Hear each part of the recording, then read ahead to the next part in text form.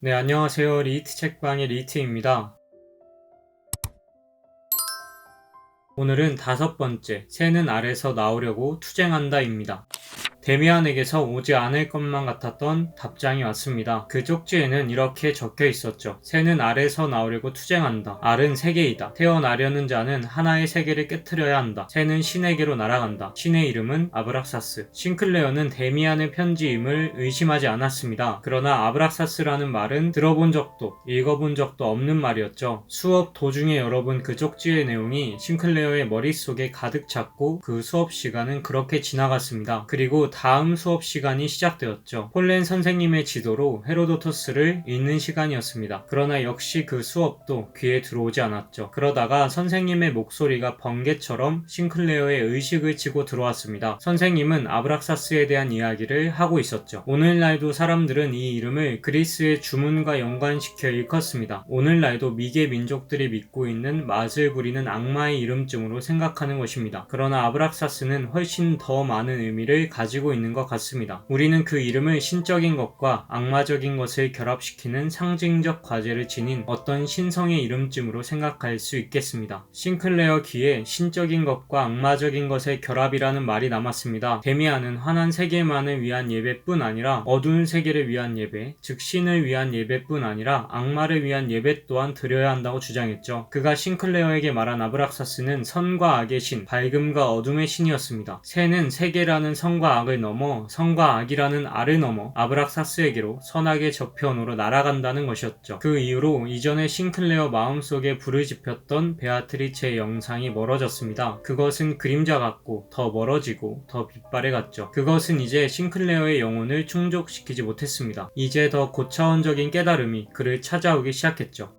그때부터 싱클레어는 꿈을 꾸기 시작했습니다. 하나의 꿈을 거듭 꾸었죠. 꿈에서 싱클레어는 부모님의 집으로 돌아갑니다. 그리고 집 현관문 위에 문장의 새가 푸른 바탕 위에서 노란색으로 빛을 내고 있었고 집 안에서 어머니가 싱클레어에게 오고 있었죠. 싱클레어가 어머니를 포옹하려고 했을 때 그것은 어머니가 아니라 한 번도 본 적 없는 인물이었습니다. 그녀는 힘이 있는데도 완전히 여성적이었죠. 뒤이어 그녀가 싱클레어를 자기에게로 끌어당겨 전율을 일으키는 깊은 사랑의 포옹을 해주었습니다. 싱클레어는 이 포옹을 예배이자 범죄라고 느끼죠. 이 인물에게는 어머니에 대한 너무 많은 추억, 자신의 친구, 데미안에 대한 너무 많은 추억이 유령처럼 깃들어 있었습니다. 싱클레어는 행복감과 두려움, 양심의 가책을 느끼며 무서운 죄악에서 벗어나듯 이 꿈에서 깨어났죠. 그리고 시간이 지나자 점점 외면에서 온 아브락사스라는 개념과 꿈의 영상이 하나로 결합하기 시작했습니다. 확실하게 아브락사스라는 것은 선과 악, 남자, 여자, 추함과 아름다움, 어머니이자 창녀의 종합이라고 할 수 있겠죠. 즉 극과 극의 종합이라고 할 수 있겠습니다. 희열과 오싹함이 섞이고 남자와 여자가 섞이고 지고와 추악이 뒤얽혔고 깊은 죄에는 지극한 청순함을 통해 충격을 주며 나의 사랑의 꿈의 영상은 그러했다. 그리고 아브락사스도 그러했다. 사랑은 이제 더 이상 처음에 겁을 먹고 느꼈던 것처럼 동물적인 어두운 충동이 아니었다. 그리고 그것은 이제 또한 더 이상 내가 베아트리체의 영상에다 바친 것 같은 경건하게 정신화된 숭배 감정도 아니었다. 사랑은 그 둘 다였다. 둘 다이며 또 훨씬 그 이상이었다. 사랑은 천사장이며 사탄이고 남자와 여자가 하나였고 인간과 동물, 지고의 선이자 극단적 악이었다. 싱클레어는 다음해 봄에 김나지움을 졸업하고 대학을 가게 되었습니다. 그러나 그는 무엇 해야 할지 몰랐죠. 싱클레어는 성인이었지만 완벽하게 무력했고 목표가 없었습니다. 오직 자신 속에 있는 목소리, 꿈의 영상만 확실했죠. 싱클레어는 교수나 판사, 의사나 예술가가 될 것이며 그것은 얼마나 걸리고 그런 직업들이 어떤 장점들을 가질 것인지 정확하게 아는 사람들과 달랐습니다. 싱클레어는 자신 내면에 있는 목소리와 꿈의 영상을 따라가야 한다고 생각했죠. 그러나 그것은 악하고 위험하고 무서운 목표일지도 몰랐습니다. 베아트리체 시절의 다정한 안정과 평화는 오래전에 사라졌습니다. 하나의 꿈이 다가오고 그 꿈이 편해지자마자 이전의 것은 시들고 흐려졌죠. 싱클레어로부터 창조되었었던 베아트리체의 환한 세계는 다시 붕괴되었습니다. 그리고 싱클레어는 가라앉지 않은 욕망과 기대의 불 속에서 살았죠. 베아트리체로 인해 정신과 기도로 승화되었던 성문제는 다시 싱클레어를 난폭하게 미치게 했습니다. 꿈속 여인은 자신의 육체보다 더 또렷하게 보였죠. 싱클레어는 그 여인을 어머니 또는 연인이라 부르며 그녀의 성숙한 입맞춤을 예감했고, 싱클레어가 그 여인을 악마이자 창녀, 흡혈귀이며 살인자라고 부르면 그 여인은 더할 나위 없이 애정어린 사랑의 꿈으로 파렴치하고 거친 음란한 짓으로 싱클레어를 유혹했습니다. 싱클레어는 그 무엇도 그 영상에 비하면 선하고 귀하지 않았고, 반대로 그 무엇도 그 영상에 비하면 나쁘고 저열하지 않았다고 말하죠. 싱클레어는 온 겨울을 이러한 묘사하기 어려운 내면의 폭풍 속에서 보냈습니다. 그는 데미안과 새와 그의 운명이자 그의 연인이었던 꿈의 영상과 함께 살았죠. 그리고 싱클레어는 그 모든 것들이 아브락사스의 암시였다고 말합니다. 아브락사스의 암시였던 데미안과 새와 꿈속의 연인은 싱클레어에게 복종하지 않았고 그가 부를 수 없었습니다. 오히려 그들이 싱클레어를 가졌고 그것들에 의해 다스림을 받았죠. 싱클레어는 온 겨울을 그것들에 의해 살았습니다. 바깥에서 볼 때 싱클레어는 안정되어 있었습니다. 싱클레어는 늘 자신에게 열중해 있었죠. 그는 밖에서부터 온 것으로 사는 게 아니라 자신의 인생의 한 토막을 살아보기를, 그리고 자신에게서 나온 무엇인가를 세계 안에다 주고 그것으로 세계와 관계를 가지고 싸움을 벌이게 되기를 열렬히 갈망했습니다. 또 극과 극의 종합의 상징인 아브락사스, 즉 꿈속 연인이 자신에게로 오고 있을 거라고, 다음 모퉁이를 지나고 있을 거라고 생각했죠. 그러나 본래 심성이 거친 것을 싫어했던 싱클레어는 이러한 꿈이 너무 고통스러워서 죽어버릴 작정도 했었습니다.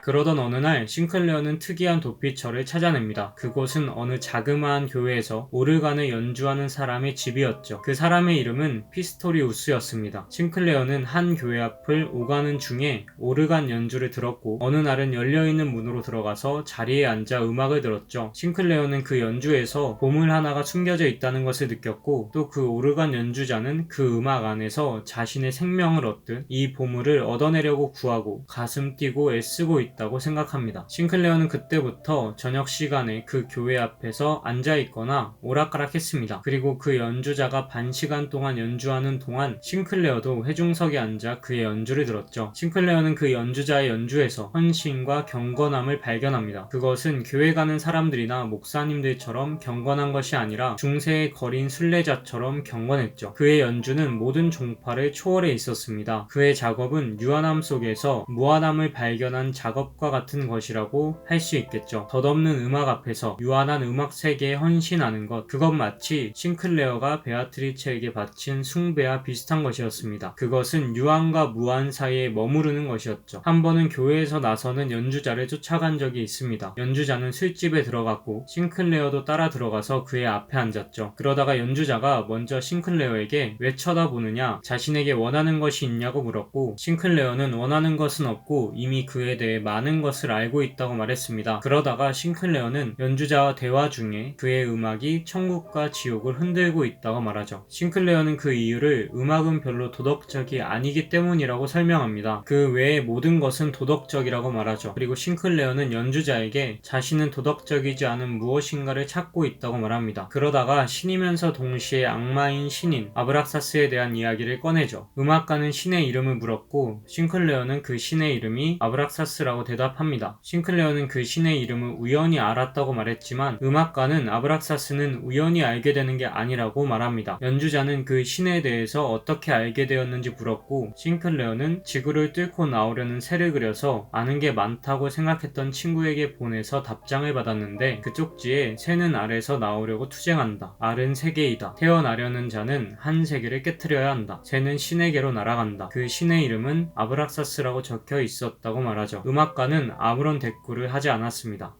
다음번에 싱클레어는 그의 연주를 듣고 그와 함께 거리를 걷게 되었습니다. 그리고 연주자는 이내 낡았지만 위풍 있는 집 위층으로 싱클레어를 데리고 갔죠. 그곳에는 피아노 한 대를 제외하고는 음악과 상관이 있어 보이는 건 없었습니다. 거기엔 커다란 책장과 책상이 있었고 책이 많았죠. 마치 학자의 방 같은 분위기를 풍겼습니다. 알고 보니 그 연주자의 아버지는 유명한 신부님이고 설교자였죠. 그는 아버지를 따라 신학교를 다녔지만 국가고사 직전에 그만두었습니다. 신학도였습니다. 그러나 지금도 자신은 신학도라고 말하죠. 그는 때에 따라 사람들이 어떤 신들을 그때그때 생각해 내었는지에 대해 관심이 많다고 말했습니다. 그 외에 자신은 음악가이고 곧 오르간 연주자 자리를 얻어서 교회로 돌아가게 된다고 말하죠. 그 연주자는 싱클레어를 불러 철학을 하자고 말한 뒤에 성냥을 켜서 벽난로에 불을 붙였습니다. 그리고 싱클레어와 연주자는 양탄자 위에 드러누웠죠. 연주자는 타오르는 불을 바라보며 이렇게 중얼거렸습니다. 불을 숭배하는 것은 인간이 창안해낸 것 중 가장 멍청한 짓만은 아니었어. 그렇게 그 둘은 1시간 정도 아무 말 없이 타오르는 불만을 바라보았죠. 싱클레어는 시간이 되어서 집으로 간다고 말했고 연주자는 그 자리에 누워 잘 가라는 인사를 했습니다. 싱클레어가 집을 나서는 중에 문패를 보았고 그의 이름이 피스토리우스라는 걸 알게 되죠. 집으로 돌아온 싱클레어는 둘이 나눈 대화가 10마디도 안 된다는 생각이 들었지만 그 집에 찾아간 것에 대해 아주 만족했습니다. 이후 싱클레어는 피스토리우스와 함께 불을 바라본 것이 그가 자신에게 해준 첫 수업이었다고 생각합니다. 왜냐하면 불을 들여다보고 있는 건 자신 안에 잠재되어 있었지만 사실 한 번도 보살핀 적이 없었던 내면의 성향들을 강화하고 확인시켜 주는 것이기 때문이었죠. 이 부분은 4장 베아트리체에서 데미안이 싱클레어에게 여러 색깔과 모양으로 변하는 새 모양의 문장을 삼키게 한 걸 생각하시면 됩니다. 불은 끊임없이 모양을 바꾸며 타오르죠. 그러나 그 모든 건 하나입니다. 무한한 모양으로 변화하지만 결국 하나의 불에서부터 시작되는 거죠. 그 불을 바라보았을 때 싱클레어가 한 번도 보살핀 적 없었던 내면의 성향들을 강화하고 확인시켜줬다는 말은 이렇게 이해하시면 됩니다. 그건 싱클레어 자신도 알지 못하는 자신이었죠. 피스토리우스는 싱클레어에게 이렇게 말합니다. 우리는 우리의 개성의 경계를 늘 너무나도 좁게 긋고 있어. 우리는 늘 우리가 개인적이라고 구분해 놓는 것, 상이하다고 인식하는 것만 개성이라고 생각해. 그러나 우리는 세계의 총체로 이루어져 있어. 우리 하나하나가 말이야. 그리고 우리 몸이 진화의 계보를 물고기에 이르기까지 그리고 훨씬 더 멀리까지 자신 안에 지니고 있는 것과 꼭 마찬가지로 우리 영혼도 일찍이 인간 영혼들 속에 살았던 모든 것을 지니고 있지. 피스토리우스와의 대화는 완전히 새로운 것, 전적으로 놀라운 것은 드물었지만 그와 나눈 대화 모두가 가장 진부한 대화도 나직하고 꾸준한 망치질처럼 싱클레어의 마음속의 한 점을 계속 두드렸습니다. 그 모든 대화가 싱클레어를 형성하는 데 도움이 되었죠.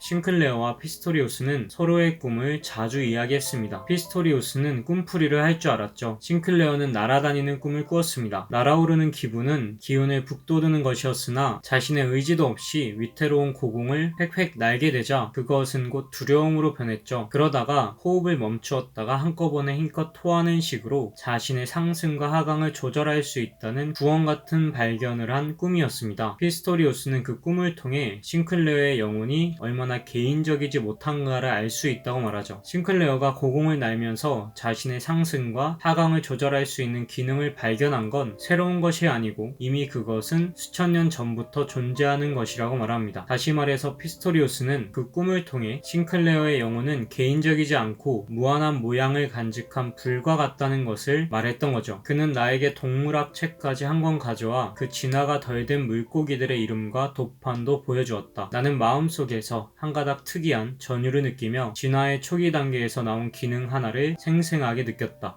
싱클레어는 어떤 것에 머무르지 못합니다. 베아트리체로부터 생겨난 경건한 감정은 금세 메말라갔죠. 베아트리체로부터 만들어진 밝음과 따뜻함은 사라지고 다시 어둠과 추운 겨울과 같은 곳에 던져졌죠. 그러다가 피스토리우스를 만나게 됩니다. 그것은 또 하나의 밝은 색이었죠. 싱클레어는 그와 함께하는 시간에서 온기를 느낍니다. 자신의 길을 가는 자의 고독함은 사라졌죠. 그러나 이러한 따뜻함은 얼마나 지속될 수 있을까요? 결국 피스토리우스 또한 베아트리체에게서 멀어졌던 것처럼 그저 한 번 지나가야 할 문과 같은 사람이 아닐까요? 데미안의 어원이 그리스어 다이몬인데요. 얼마 전에 헤라클레이토스의 단편들을 읽다가 발견한 구절과 번역가님의 주석을 소개하며 마치겠습니다.